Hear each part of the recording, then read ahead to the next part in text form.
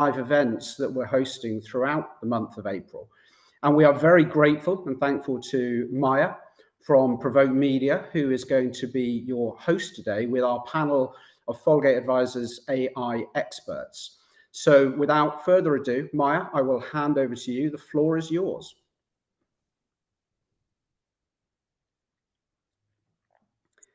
Thank you, Dave. Hi, everyone. It's lovely to see you all here today. I know we've got a full house. I'm absolutely delighted to have been asked to moderate the session today. This is obviously a huge transformative issue for everyone in the PR and comms industry globally. And we've got some brilliant experts today who are all part of the new Folgate AI Nexus, which I wrote about in Provoke a couple of weeks ago. I'll just introduce them to you and then we will get started. Just a reminder to turn your video off, please, if you're not on the panel. First of all, we have the lovely Jenny Nicholson, an AI evangelist based in North Carolina, who has spent more than a decade in creative roles at McKinney and is currently SVP for Creative and Strategic Innovation at Movement Strategy. Jenny, welcome. Thank you for having me. Next, we've got Rob Van Alphen, who's based in Vietnam and the UAE, and he helps marketing and comms teams across Asia integrate Gen AI into their workflows. Rob, welcome. A pleasure being here. We're also joined by former Edelman and Ogilvy leader Matt Collette, who's based in Vancouver, who's the CEO of digital and social firm Sequencer AI. Hi, Matt. Hi, everyone. Thank you for having me today. And last but very much not least, Andrew Bruce Smith, based in London, who has guided more than 3,000 organisations through tech and AI changes and probably counting. And Andrew's actually got another organisation to guide through their AI transformation in about 45 minutes. So he'll be dropping off slightly early from this hour call. Just a reminder, if you have any questions for our panelists, we'll get to them if we can, if we don't run out of time on the hour, and we can also follow up afterwards. So please put your questions in the group chat, and Dave and I will keep an eye on those. Right, let's kick off with a broad question. We're a couple of years in now. Everyone's getting familiar with Gen AI tools, however they're using them. In what ways can AI enhance the effectiveness of communications campaigns? What have you guys seen working well so far? And what are comms teams and PR practitioners not doing quite so well yet in terms of AI adoption? Andrew, I'll kick off with you. Oh, gosh. Where do I start? I'll focus on the words effectiveness first, because I suspect that the vast majority of people are still thinking about it purely in terms of efficiency. They're thinking, what do we already do? How can we do that, but faster, cheaper, and more of it? And I'm not denigrating the efficiency approach, but I think we're still a long way from the kind of truly gaining benefit from the effectiveness piece. And there's a whole bunch of factors involved there. If I'm looking at large organizations, in-house teams, then quite often what you find is that AI being treated as a technology decision. You know, how many comms teams have I talked to? They go, well, IT's already decided. We've got Copilot. That's it. You know, and then you're going to go, oh, what flavor of Copilot have you got? Oh, you've got Copilot chat. All right, well, you can do something, but there's a whole bunch of other stuff that you're not going to be able to do because you can't, because Copilot won't let you do that. So I think it's kind of a truism now. I mean, there's literally no aspect of any part of PR and comms that in some shape or form, you know, couldn't be helped, supported, or augmented by AI. But I'm happy to be told otherwise, but I suspect that people haven't even got to the stage of even working out, well, what do we do and how do we do it? And then using that as a starting point for then trying to kind of figure out, so rather than getting bogged down into what particular flavor of which particular language model is the right one to be using today, because someone will come along tomorrow and give you an even better one. It's being a bit more kind of focused on that. I'm sure Jenny will wax lyrical about it as well. I entirely agree with her that even then, you know, people are sort of missing the point. That it's only when you start to use AI that you really start to to figure out for yourself, Yeah. new and interesting and innovative ways of doing it, and actually being creative with it, which I still don't think we're anywhere close to that at the moment. Do you Yeah. think who's If I it, could, who's the head of the? Sorry, carry on. No, I was just going to build on Andrew's point just to specifically talk about it from a campaign perspective. I think one of the things that Andrew mentioned just a minute ago is the focus on productivity, which is definitely an important area. But there's a ton of opportunity that is underutilized in terms of helping through campaign planning. What we know about AI is it's extremely effective in being able to predict information, a series of sequence of words in a sequence, for example. But it's also really good at data analysis. And I think one of the ways that it's underutilized is actually taking massive amounts of information and trying to find patterns in that information that as humans, we can't always see. So this idea of finding signals within noise, we're now unlocking that capability with generative AI because of the capabilities that it offers us. And I think we need to think beyond, as Andrew was mentioning, the basic low-hanging, help it write a byline article for me or a press release and start to apply it to more of those strategic use cases that will enable teams to be more effective and to deliver better quality outcomes than they could before. One of the last point I'll make, one of my favorite stats or studies that I've seen in the last 2 years is one that was done in relation to content, where a group of researchers set up 3 different teams. They had one to write short stories. One group wrote short stories on their own. One group wrote short stories with the help of generative AI. And one of the group of stories was written by generative AI. And they asked 600 people to review those stories. And overwhelmingly, people felt that the stories written by human and AI were better than human alone or AI, which tells us that there's also significant quality improvements that you get from using the technology. That's really interesting, that kind of quality point, and it being human plus AI, not either or. It's about enhancing what we're doing, isn't it, as communicators? Jenny, what have you seen working well and effectively, and what's not quite there yet? Oh man, oh man, oh man. First of all, I agree with everything that's been said so far. I think there is this impulse where people say, I really want an AI. I hear that all the time. I want an AI that does this, that, and the other thing. And a lot of times when I hear in big organizations, when they say AI, like 70% of the time, what they're actually talking about is automation. And I'm like, that's actually, to me, incredibly boring, right? Like, I'm like, I don't care about that. It's important, but that's not really the magic of it. And if you think about it, there's a spectrum from sort of using AI very individually as a kind of cognitive, like, exoskeleton or enhancer, all the way to doing things out in the world that are sort of AI powered. And we're kind of living in the middle here, where it's sort of like, yeah, write this thing for me, write this email for me, summarize this thing for me. And one of the things that I find really powerful is, as an individual, and I don't care what level of the corporate organizational hierarchy you're in, you can use this technology to help you better understand yourself, help you better understand your own blind spots, help you better understand the person you're trying to connect with, the people you're trying to connect with, to help you better understand what a certain issue, problem, challenge, campaign, whatever looks like from as many different perspectives as you want. You know, one of the first experiments I did way back in the day was I don't know what I was doing, but I made this thing where I was like, it's a thing that tells a story, but it tells a story from every different perspective, right? And I didn't pick the perspectives. I let the model pick the perspectives. And it was the story I chose was a family gets a new cat. And the perspectives that ChatGPT, and this was back in like 2022, the perspectives that ChatGPT chose were the new cat, the old cat, the kid who wanted a new cat, and the couch. And the couch was anxious because the couch was used to an old cat, and the couch was like, but new cats scratch a lot. And in a million years, I would never have expected it to include the couch. And, you know, we can't inhabit the perspective of a couch. We can kind of try, but that idea of getting surprised, I think, is really exciting to me. And so there's sort of this individual empowerment side that I think we're just kind of ignoring.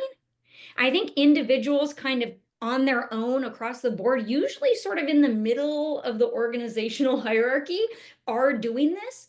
And they're really multiplying their own knowledge, their own abilities, their own sort of cognition, their own learning.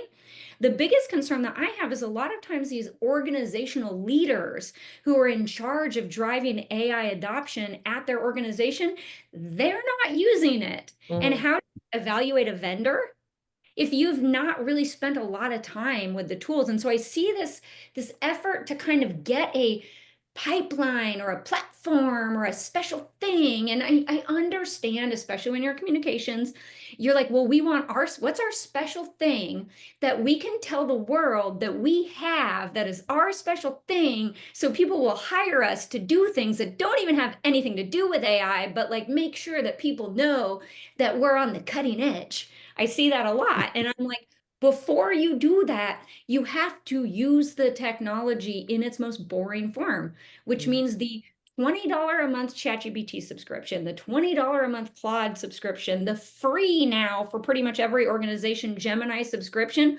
Start there. Everybody tends to think that, oh, those are just consumer-facing tools. If we're going to do an enterprise level communications transformation, we need a special tool. And I'm like, all of those tools are using the models that you can use at the consumer facing thing. So on the sort of individual side, it's like right now, there's this feeling that you're behind. There's this feeling that you got to go find a vendor to build something for you. And I'm like, no, no, no, no, no. We're still at the very beginning. This is like the phase of the process that's like working in like MS-DOS and the command line of a computer. And you're here in like 1982 and you're like, well, it's too late. I've already missed it. So on the individual side, and then on the other side, on the campaign side, I'm starting to see some really interesting things happening where brands are using AI in inventive and unconventional ways. You know, one of the first brands that has done a really great job of it is Kit Kat.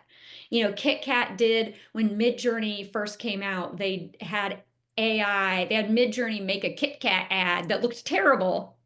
And the message was like, we had AI make this ad because we're taking a break. And then Kit Kat found a research study that if you tell GPT or any of the large language models to take a break and think and take a break and come back to it, that they actually perform better. And so Kit Kat basically took that, they didn't do a damn thing. They just took that research study and basically like claimed it that like everybody needs to take a break. And so one of the things I think is really interesting is that, you know, think about when like Instagram came out, or remember back when Chat Roulette came out like 10 years ago, and every brand was jumping on it, trying to find an interesting way to engage with it, trying to find how do we use this new mechanic to create new kinds of connections, to create new kinds of campaigns. And I see so little of that, and I see so much of like, let's have AI write things for us. Right? Let's do like what Coca-Cola does, where they're like, let's make an AI generated commercial that looks like a regular commercial, but not as good because we use, sorry, Coca-Cola, because we used AI to generate it. And I'm like, why would you do that when you could actually use AI to do something you couldn't have ever done before, to create a new service or a productized marketing effort that sort of blends the space between advertising and actual product delivery. So all of that is to say, we're going right down the middle of the most boring thing, and then using models in the most boring ways, and then wondering why they give us such boring results. Okay. That was a powerful call to action. Don't be boring with your AI. Rob, what do you... No, I mean, you get out what you put in. You get out what you put in. Even fully autonomous agents have to be given a mission and a brain and a heart and a perspective by somebody. There's always anything that's out there in the world right now in terms of AI was designed by somebody, is in some ways an encoding of the patterns of a human's cognitive like function in the world. What you're doing when you work with a large language model is you're entangling your own patterns of thinking with the patterns of the human collective. And so it's this incredibly personal process, and it's something that we keep treating as outside of ourselves. And I think that's very interesting and very sad. I love that idea of giving AI a brain and a heart. I think that's wonderful. Rob, what would you add to what the others have said so far about what's what working is there well? not to add? So many great points made, right? And I first actually want to pick up on Andrew's point of what he was calling like efficiency versus effectiveness, right? And indeed, so many people today focus on efficiencies and time costs and time savings and cost savings basically. And I think honestly, still in Asia, Middle East, where I operate, but even in Europe as well, there's still so much work to be done on that end. But I always feel that they work in tandem, right? Because I mean, the efficiency savings is gonna give you time to do things more effectively, right? Whether it's on a comms campaign, crisis management, research, whatever that might be. Because I think as well, whether you're an agency comms team or corporate comms team, I don't know many comms leaders that actually have time to do stuff, right? So I mean, all these efficiency gains is going to give you time to better understand your market, better understand your audience, better understand also your business and your business goals, which many comms people that I know actually have no understanding of, right? I mean, I think the efficiency will lead to effectiveness gains as well, but both are 100% crucial. And I think so. The question you were asking afterwards was more about what works and what doesn't work, right? And linking, I think, a little bit to Jenny's points as well is, for me, what I always say is 80% of the work is not about technology, right? Exactly like Jenny said, there's so many tools, they constantly change. If you buy one today, maybe 3 months later it's outdated or completely redundant. So it's really 80% is about change management, basically, right? It's about people, it's about processes, about mindset change, etc. Because you can have the best tool in the world in-house, integrate with all your systems, but if just no one knows how to use it, if there's no like guidelines about what accepted, what is not accepted, if there's no structured training, it's gonna fall flat, right? I come from a marketing background, actually. Have been involved in 8-figure transformation process where massive piece of technology are being integrated in brick and mortar stores, in HQ.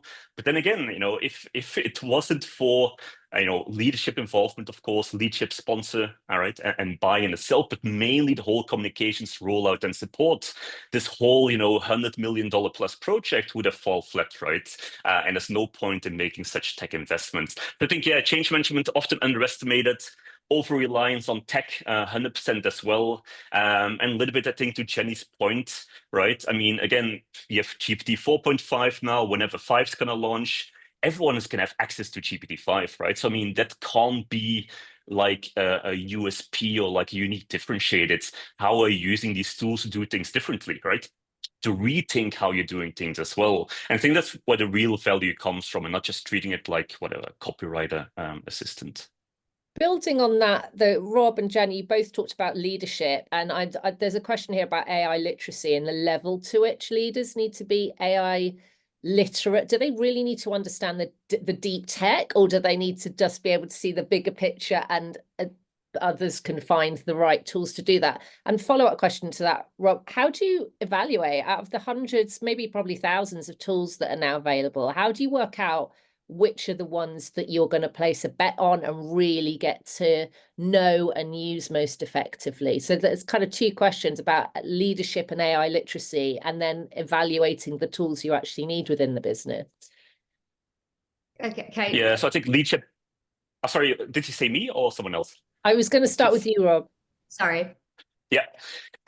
So yeah, so leadership buy-in for me is crucial, right? I think there's also these many studies saying leadership sponsorship is like 2.5x high ROI than whatever else. Of course, these are numbers, but I mean, in the end, I think what used to often start with like bottom up in definitely startups and small organizations where people do like AI on the side itself, now you see a lot more actually being top-down driven as well, to really have the entire organization adopt this kind of stuff. I think they don't need to be super tech savvy, honestly, leaders. I do feel they do need to understand at least the basics. Because I mean, in comms, we always talk about honestly Gen AI. While there's so many opportunities in of course the whole of the business in traditional, or let's call it traditional AI, where there's a lot more direct cost savings and ROI for the moment. So I mean, they do need to understand like the difference between whatever ML, DL, Gen AI, etc. and what the use cases are. But I think in the end, as a leader, and I mean C-level or whatever, a comms leader, in the end, it's really about them almost having sufficient knowledge to guide and coach the team. They have to, of course, get hands on themselves to understand the weaknesses and strengths and where these things can be used. But in the end, it's really about how can I create value for the team, and as I said, ideally rethink how we do our work and do it better, plus also faster and cheaper. I know Jenny want to jump in maybe on the leadership side. I know it's a very strong passion point for her. Then afterwards, you can always come back on the use case, identification or use case prioritization piece, Maya.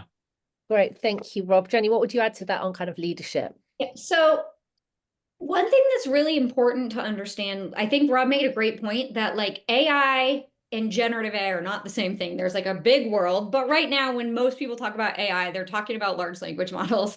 And one of the things I think is really interesting is the mainstream narrative around large language models has been shaped by computer science, by programmers, by code. They're getting increasingly tuned for code, math, science benchmarks. And so people get kind of misled because they focus on what they're made of or how they're built, that they're computational.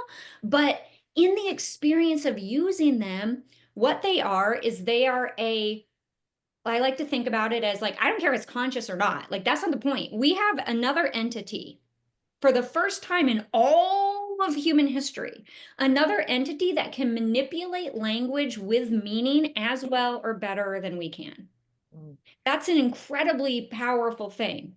And the problem is that right now, the entire narrative is this top-down, treating it like a computer, treating it like and it's just for 99% of people in communications, like that's not a useful frame. Because we're relational people. We're word people. And one of the beautiful things about large language models is in practice, they're words. They're as much story as they are science. They're as much myth and magic as they are math. And if you don't understand that part of them, then you start to kind of miss what's possible. And I think for the leadership part of things, it's like your job as a leader is to drive adoption, right? And if you're not using the technology that you want people to adopt, how are you going to drive adoption of something that you don't even understand? And also, I think of all the people, leaders in some ways are the most positioned to get the biggest value out of this technology. Because in leadership, you're usually the busiest. You usually have a lot going on in your life because of where you tend to be in your life stage when you're a leader. And the other thing is you tend to be pretty lonely. When you're the boss, you don't have a lot of other people in your organization that you can always go to for like a second opinion or to check yourself or to say like what like blind spots what am I missing in this call? Like, where did I get this wrong? Like, you don't really have that sort of support because you're the boss. And so I think if more leaders got the chance to experience what it's like to have this sort of like sidekick, that's what I think about. I think about it as like a little, like I have this like little little orbiting collection of like mini genius Jennies that I use all through the day to give myself the power of 10 Jennies. And if a leader doesn't get that feeling, then they're not going to be able to understand why the power of that to unlock that for everybody. And there's this tendency to want to do this sort of top-down thing. You get a system, you buy a system, the system is already figured out, you pay somebody to build the system. A lot of times I will have companies come and ask me to build them systems. And every time I say, even though I know that it would make me a lot more money to build the system for them, I'm like, I don't want to build your system. I want to teach you. I want to teach everybody at your company how to use this technology because I believe, it's kind of like that, the Japanese concept of Kaizen that it famously uses. Imagine if every single person at your organization understood the technology, understood how the technology could truly be used to enhance their own, not productivity, but basically multiply themselves and their impact. And each person had the challenge to increase their impact by 5%, 10%, however they thought was right, using the technology that they had been trained to use. where would we end up versus right now we're like, we're going to pay tens of thousands of dollars for a system. And then on the tool and system and use case side, 90% of these tools and systems are built on the basic model technology, and the system magic is often just chaining things together.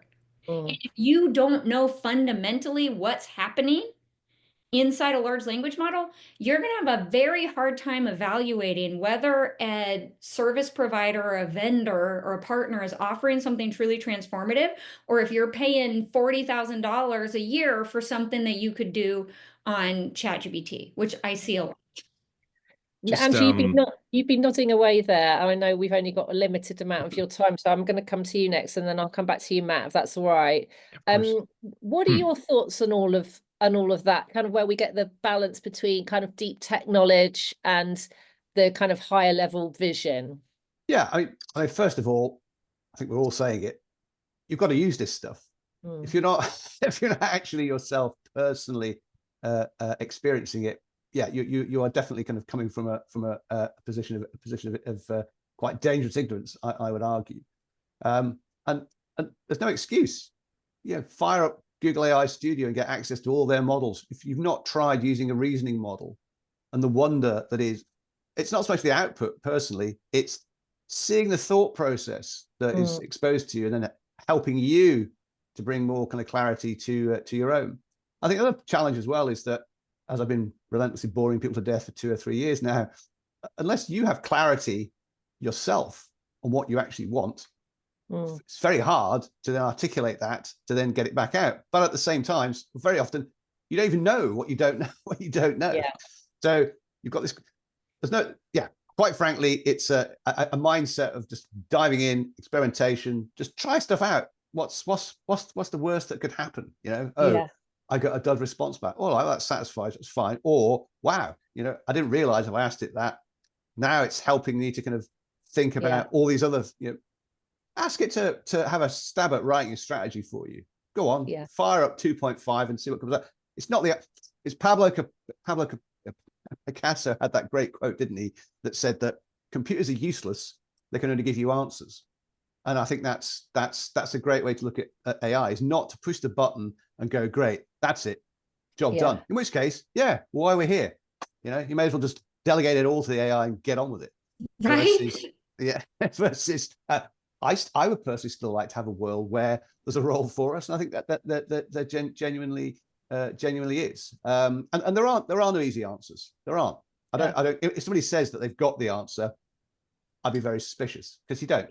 Nobody does. I want to jump in. Sorry, because Andrew said something that I don't want to miss, because I think it's really important, which is we as a culture are not comfortable with feeling dumb.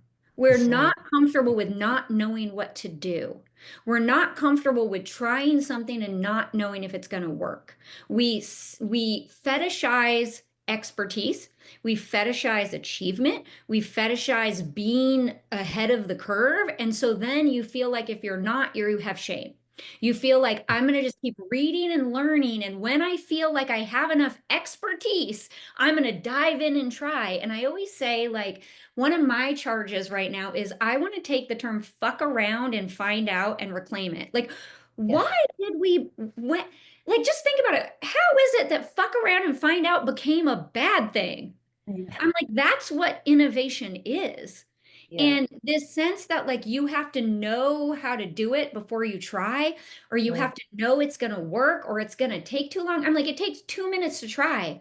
And 60% of the time, it might not give you what you want, but I actually find that 60% of the time, I'm like, holy goodness, like, I can't believe that worked. But you can't get to the holy goodness unless you're willing to be like, let me just see what happens.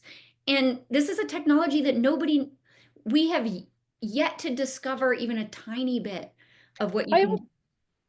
I almost feel like we need to, in our approach to AI as human beings, we need to put ourselves back into the headspace of a child almost. It's like you give an adult a Lego kit and you give a child a Lego kit, the adult will probably build the thing according to the instructions straight away, and the kid will just create something immense and fearless and without the boundaries of that sheet. And it feels to me that that's how we should be playing, and bring back the notion of play rather than it being a tech solution to something. Matt, what are your thoughts on how, you know, how we think about AI and how we experiment with it and go on this adventure together? Yeah, I think I totally agree with everything everybody has said so far. Great points that have been made as it relates to using the technology, getting your feet wet, and experimenting, playing with it, etc. I think one of a couple points that I wanted to make as a follow-up, which is one of the things that I've seen pretty consistently in engaging with clients around AI training, change management, etc., is actually a bit of a gap between leadership's perceptions of generative AI and their team's perceptions of generative AI. And this relates to how they think their teams are going to be willing to adopt the technology. A lot of times, I would say 9 times out of 10, leadership believes that their teams will resist the use of generative AI. They don't want to use it because of a lot of the fear mongering around job displacement. But actually, the opposite is true. We've talked a lot today about the fact that there's this top-down sort of approach to getting generative AI in people's hands, which is great, but there's a lot of bottom-up demand as well. And that bottom-up demand is coming from is a factor of many, many different things. One is the desire for people to keep pace with their peers, not just within their organizations, but outside of their organizations as well. And they see that other people at companies are getting access to these tools. They want to get access to those tools as well, and they want to build the skills to be able to use AI to give them that multiplier effect, because they've seen what's possible. To the points that Jenny has made. I think the other piece is that we're not really spending enough. So what I would say is that there's a lot less fear out there about adopting and using generative AI, and there's a lot more bottom-up demand. And when you combine that with the top-down approach that we're seeing in many, many cases, then you can actually see the acceleration in the use of generative AI quite quickly within organizations and see some pretty substantial gains from that. The second piece I would say is that a lot of folks start out, we've talked a little bit about use cases today, but most people start out with the tools themselves and haven't really gone through a process of identifying where do we want to apply generative AI and how do we want to amplify the strengths of our team. Every organization, every team has unique skill sets, has unique USP capabilities that they do better than anybody else does.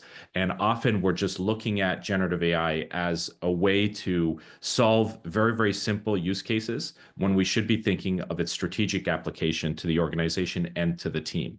How does it help us to advance our mission and our objectives? How does it help us improve the kinds of things that we're really, really good at? And how do we start applying it to those use cases specifically? So there is a process that you should be going through where you're identifying what those use cases are and then defining how you want to apply generative AI to that to extract the maximum value from those things. The last point I'll make is Jenny talked a lot about these other technologies that are out there, and some of them sublimate away some of the core skills that everybody needs to build and understand as it relates to generative AI. One of the things that we talked a lot about when ChatGPT first came out was this idea of prompt engineering. And people thought that prompt engineering as a skill would disappear over time. I actually thought that. I didn't think that prompt engineering was going to be that important 4 to 5 years from now, because as we saw with search, we don't need to learn, and we don't need to have the skill of Boolean, knowing how to craft a Boolean search string. But actually, what we're seeing is the opposite. The more sophisticated the models get, the more you need to know about prompt engineering and the better you need to apply it. And so there are some of those core skills that we do need to build, and be wary of the tools that try and sublimate that away, because those are going to be things that competencies and skills that would be useful in the future. Yeah, interesting stuff. Andrew, I want to come back to you because I know you're going to have to hop off in a minute, and I kind of want to fast forward to what will be the end of the conversation, but I imagine what you say will stimulate everybody else to I want to look forward to the future, because we've talked a lot about how we're playing with tools. There's lots of tools available. There's lots of things we can do. There's lots of stuff we don't even know what we can do with it. Where do you think we're gonna? And things have moved so fast, right? In 2 years, this is a conversation we would not have been having, 36 months ago, which is, it's kind of terrifying and it's exhilarating how fast it's moving. Where do you think we're gonna get to in the comms industry specifically, over the next year or so? Where do you see all of this going in terms of, and I want you to talk to me about what we're using it for, whether in agencies or in-house comms teams, how it's going to change the agency landscape, and how you think it's going to change the industry over the next year, realistically in 12 months, and what that might do in terms of kind of client agency relationships and expectations. Can you just kind of try and give me, Andrew, a bit of a broad overview of where you see all this going, kind of when we have this chat again in April 2026, where are we going to be? Gosh, okay. Well, I guess if I really did have a crystal ball, I wouldn't be here, would I? I'd be exploiting it ruthlessly. No, but flippancy aside, if we go back, a year or two, I mean, back then I was fairly convinced that we would almost immediately see clients asking agencies, well, why aren't you using AI? And the concept of the billable hour, I was very sure was just going to disappear very quickly. Now that hasn't happened, doesn't seem to have happened, but I'm hearing it more and more. I'm hearing this kind of, well, we expect you to be using AI, and hey, why am I seeing this invoice with saying it's taking you 4 hours to do that? I'll pay you for 5 minutes, because it should take 5 minutes now with AI, shouldn't it? But I'm not paying you for 4 hours.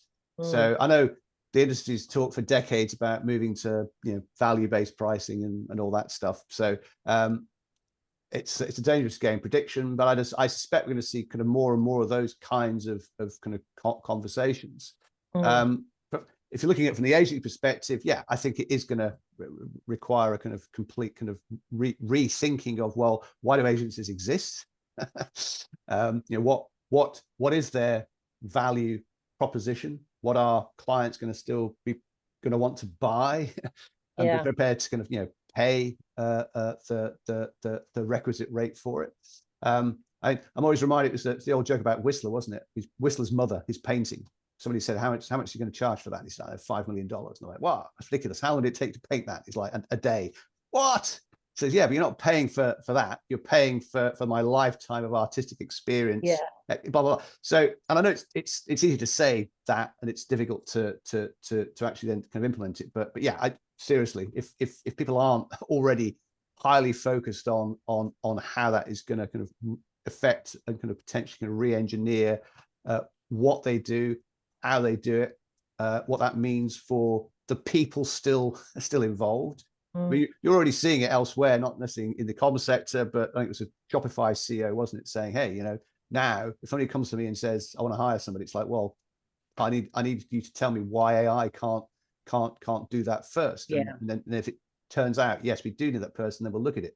But that whole idea of AI augmenting the people you've already got, but at the same time, how is it used to kind of amplify skills, experience, etc. that we have and the AI currently doesn't have. I think with the client side though as well. I mean, it's not. I think there's a survey came out, wasn't it, last year? I forget which trade body did it, but where they said, clients appear to be adopting AI at a faster rate than agencies, which I think surprised a lot of people. Now, my view is that the word adoption was doing a lot of heavy lifting there. That could be anything from somebody using ChatGPT once a month to, good grief, I've got this suite of 28 tools that I use every 5 minutes, and everything in between. My suspicion there was that what that actually means in practice is that certainly in-house, the IT department said, yeah, we've bought Copilot for you. Now shut up and go away, and you've got your AI now, and off you go. We haven't talked about that as well. Without being self-serving, everybody says that the lack of training is a kind of massive piece. I think it's Professor Ethan Molick said that none of these tools come with a training manual. None of these comes with a user manual. To be fair, of course, how could you possibly write one to cover every possible use case? Because they are literally infinite, which goes back to the more you let people get their hands dirty trying it out, you'll find out for yourself many of these kind of potential use cases. Is it going to impact jobs? I think we've got to be honest. Yes, of course it is. If you're sitting there thinking it isn't going to have an effect on jobs, I don't see that at all. Some jobs are going to go. new roles will be created. Yes, I definitely think that is the case, or at the very least, the future's not set in stone. It's not fixed. We are still, I think, at the stage where, we collectively, all of us have agency in this to a degree, and decisions can be made. So, let's hopefully kind of steer things in the direction that, is maximizing the most happiness for everybody. Thank you, Andrew. I really appreciate that. I know you've got to drop off in a second, but I think that's given the rest of my lovely panel some points to respond to in terms of the future. Rob, we haven't heard from you for a few minutes. What are your thoughts about where this is all going? Yeah, I agree with Andrew. Right? I think one big thing is, of course, AI, because it democratizes knowledge, right? And the ability almost to scale expertise. So small agencies will have it much easier to compete with, mid-sized ones, for example. And often people say these days, in a few years, we're going to be like, every individual is basically going to be a team of agents, right? So I'm going to have like 10, 20 agents coming with me when I go to a new job. And I might take these same agents with me to the next job, right? Which of course causes certain data privacy and protection issues as well. But I mean, you scale your capacity and capabilities basically so much. But on the other end as well, I feel that the agencies that are mainly focused on tactical stuff, they're really going to struggle, right? I mean, social media agencies, these kind of people, purely content creators, they're going to have a tough job. I think, one, because of automation and tools only getting better and cheaper, right? But second, as well, as Andrew said, clients are going to be insourcing a lot more of this work, which previously they didn't have time for. I think technical services is going to be a struggle, which basically means, and I think to some of the points we mentioned beforehand, it's like agencies that actually focus on the more, strategy side, like business, market, audience understanding, these kind of things that focus on the creative side, they are gonna have a much better positioning, at least for the years, I think, to come. So yeah, creative agency skills, and yes, the agency model, not sure how that's going to go.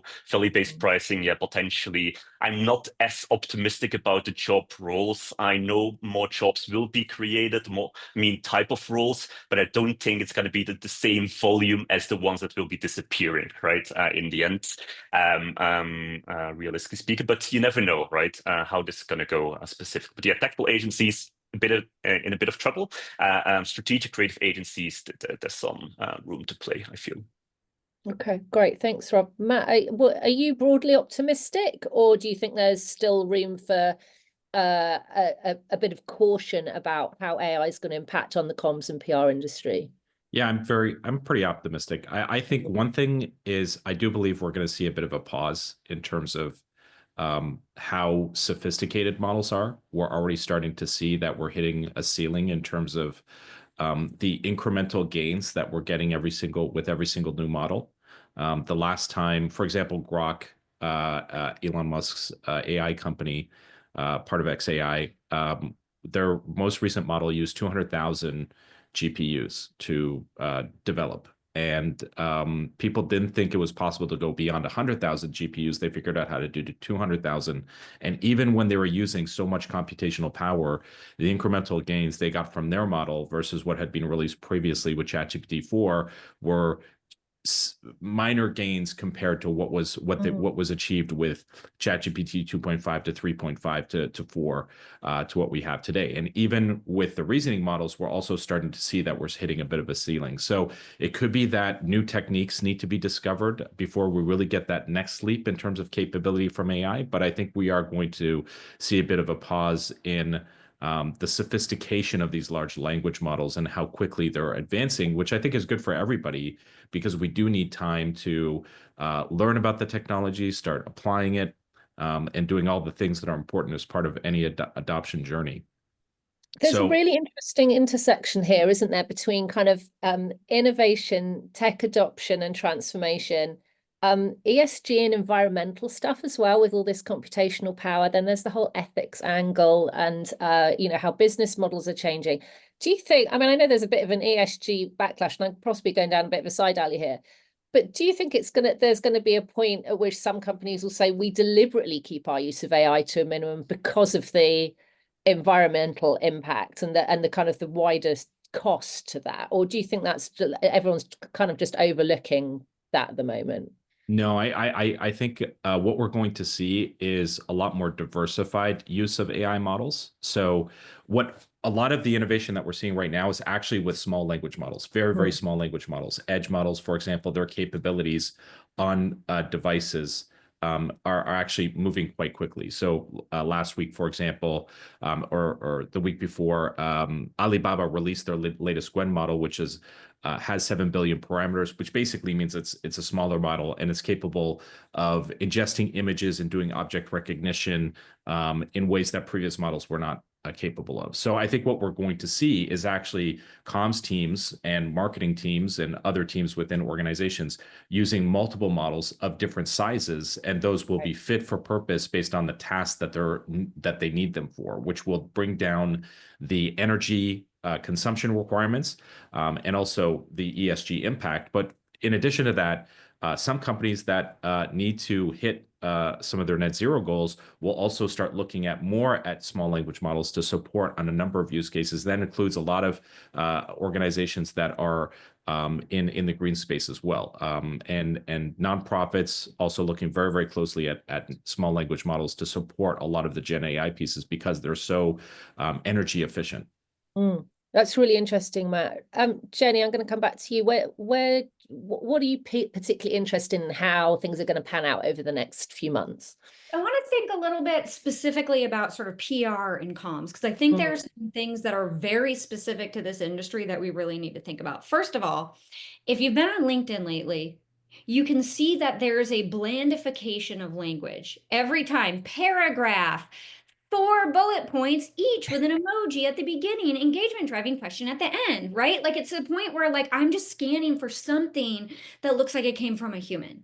And if you think about if AI is writing every press release, if AI is writing every pitch, if AI is writing every article, if AI is writing every social post, like we're going to have this world where everything starts to sound the same, especially if you're not using large language models in a way where you know how to push them out of kind of the average, right? Because they're tuned to give you the most likely thing that will come next, which means if you're not using them inventively, that's why every LinkedIn post that somebody wrote with AI looks the same, because they're using the same tools in the same way. And so one of the things that I think about a lot is that if every brand is using AI to pump out content at scale and it all looks kind of the same, how is that going to work?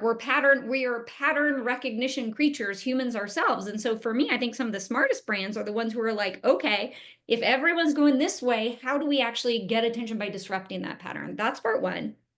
Part two, I think, is really on the PR comm side of things to think about is, and this is beyond AI. This is beyond AI. This is beyond deep fakes. But I think this is something really important to think about is our consensus reality right now is fracturing. I live in the United States of America. There are two, at least, completely different realities in America right now. Oh. There are two ideas of truth, and I think we see that in countries all over the world. And that idea of what is real, did this really happen? I mean, how many times do you see an image now and ask yourself, is that a real picture? How many times do you see a story and ask yourself, is that real? And I think that's something really to think about. You know, one thing that I think is interesting is I always love anything new. I love AI right now because it's the most interesting thing. I'm starting to spend a lot of my time paying attention to robotics because I'm like, oh, that's cool. But, you know, a couple of years ago, I was very interested in Web3 and the blockchain, not as a currency, but as a technology, because at some point for news and things like that, we're going to have some way to say, we covered this, or we talked about this, or we put this out into the world at this time.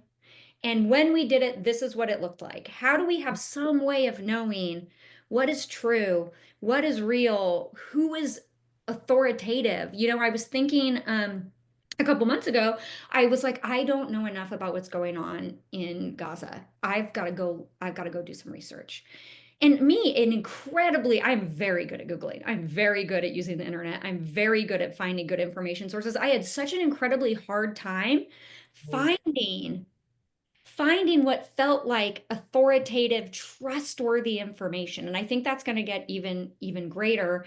The other thing I think as PR professionals we should look out for is that everybody's talking about agents. Anybody who spent a lot of time in AI can tell you they are not there yet. They are not there yet. Will they be there in a year or two? Maybe, but they're not there yet. And I think what we're going to see is a lot of crises where a company tries to roll one out to show how cutting edge they are, and there's a backlash. Just like when, you know, JetBlue, I think it was JetBlue, where the AI customer service agent gave people a super discount for their like grievance because somebody died and they went, and then, or like somebody gave a car, you know what I mean? You're already starting to see these little things pop up where they make mistakes. And I think that's going to be a big thing. Yes, that's such a great point, Rick, about the M dash. Another thing I noticed is I saw an article the other day that said the flash mob was coming back. And the reason I think the flash mob is coming back is because that's a large language models love flash mobs. I can't wait to see if there are going to be more escape rooms. And then finally, the other thing I want to point out that I really think we should be thinking about right now is, you know, in some ways we're an industry that is used to being obsessed with youth. It's used to being obsessed with fresh perspectives, unsullied minds, blah, blah, blah, blah, blah. But right now, we're in a world right now where if you are old enough and experienced enough to have built your own tacit, implicit knowledge of how to do things, you're in an amazing position because you can use AI to sort of multiply your impact, and you have the ability to know when it's good and when it's not because you're already an expert. One thing I think about a lot is what happens if you're 22 and you don't know shit? And so I'm thinking a lot about one of the things that I hope is that, you know, as roles change, as jobs change, we're gonna have to, who's gonna know? Where's our knowledge? I've actually gone and started, and it sounds silly, but I've started going to thrift stores and collecting paper reference books. Like I'm on the hunt for a really good set of encyclopedias because I'm like, I want to have a grounded knowledge where I can continue learning, where I know that this information is human, is old, is real. And I think that idea of like real is already, I think it's going to become increasingly central because I think what we're experiencing right now beyond AI is this dissolving of a shared idea of like legit reality. And I think that's scary, and something we should really be paying attention to. Yeah, absolutely. And Lorna's just said in the chat, actually, this idea of critical thinking being, it's kind of just not a thing. We kind of need to bring critical thinking back because we're not sure what's going on. We've got a few minutes left, Jenny. I'm going to just stick with you, but keep it short because I could talk to you all day. But what's the one thing that, I mean, we've got a packed call. We've got loads of people have registered for this session. Everyone wants to know this stuff. What one thing can people watching now or later go away and do and take action on to improve their relationship with AI, the way they adopting it within their organization, the way they're learning about it? What's one thing they can actually take action on today to improve that relationship? I'm going to take up what Laura said about critical thinking, because I think critical thinking is the most important thing, the most important skill that we're going to have. And I think one way to think about it is go open up ChatGPT, Claude, Gemini. I don't care. There is no best model. I always say there's the model that you vibe with the most. And the models are tuned. ChatGPT especially is very aggressively tuned. I actually don't like using ChatGPT these days because I don't like how they've sort of fine-tuned it to offer to do everything for you. To offer, want me to do this, want me to do that, want me to do that. And I tell people, open it up and don't tell it what to do. Ask it a question. Instead of saying, I need to write a brief for this, that, and the other thing, give me a brief. One of the things that I do is I say, I have to write a brief. What are 10 strategic frameworks that I could use that would help me attack this brief? And the thing I love about that is whether or not you have it go on to do a brief, whether or not you use any of them, you as the human being with your little meat computer brain have now learned maybe, 4 of those strategic frameworks the model comes up with, you've never even heard of. Yeah. Or you can say, you know what? I don't even want advertising strategic frameworks. Like, let's go beyond the domain that we're in. Let's look at science. Let's look at, if I was a mushroom, how would I tackle this brief? Like, ask questions, use it to learn. The other thing I think is I'd like everybody on this thing to think about is, I want to challenge you to expand your idea of what counts as data. Because everything is data. Every email you send is data. Every meeting transcript is data. Every thing you write in your journal is data. And so I also encourage people to take the raw transcript, not just the meeting notes, take the raw transcript of a conversation that you had and take it to one of the large language models and say, really carefully review this transcript and help me see all the places where I'm revealing my shadow. Ooh. You might not even notice. How do you use it to expand your knowledge, to see your own blind spots, to get out of your own little egotistical brain and look at yourself in a different way? That's one of the most powerful things that I've found about this technology is we're running around like little ants, like NPCs most of our days, if we're being honest. And this technology gives us the ability to zoom out and be both the ant and looking at yourself as a little part of a system moving around that has impact, that is impacted by other people. And I find that incredibly powerful and incredibly interesting. The fact that you can use it for self-knowledge is, I think, something a lot of people miss. So don't have it do things for you. Ask it questions and be willing and hope to be surprised. Okay. I love it, Jenny. Rob, what do you think is one thing that our delegates I'll keep it short. So I think critical thinking for sure is an important one, and fact checking. And I think misinformation and disinformation, deepfakes is going to be the biggest threat for the years to come, for sure. But I think an overarching one is being curious, right? I think in my LinkedIn profile for the last 10 years, I called myself passionately curious, right?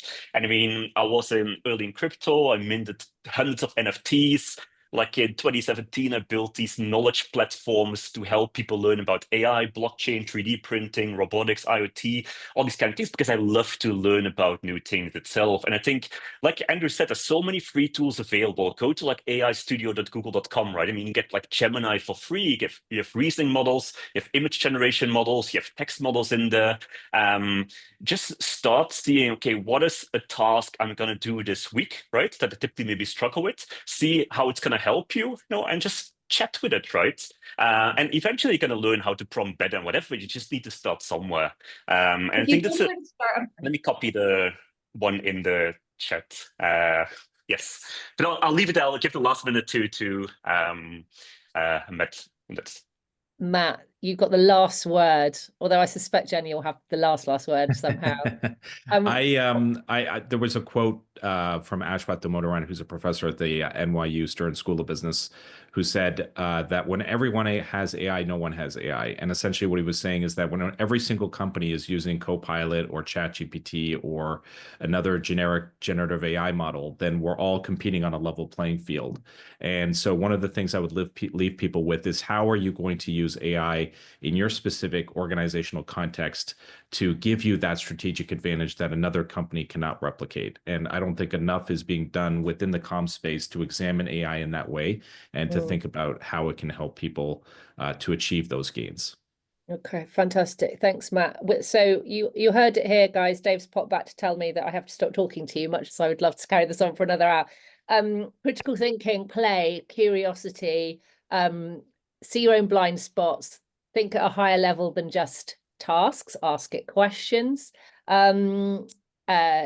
Leadership needs to be more attuned. Those are some of the main points I've taken away. And the final one is obviously go away, everyone, and fuck around and find out. Maya, thank you so much. Thank you to our panel. It's been a wonderful conversation. You can see why we've got such a wonderful team together here at Folgate. There's going to be a lot of other webinars and sessions through the end of the month. So please just keep checking the LinkedIn page or the website. Everything is there and can be accessed. Thank you very much, everybody. I know Matt had one question. Matt, I'm going to come back to you on that one because we are out of time. But it won't be missed. Thank you so much, everyone. Fantastic. Thanks, everyone.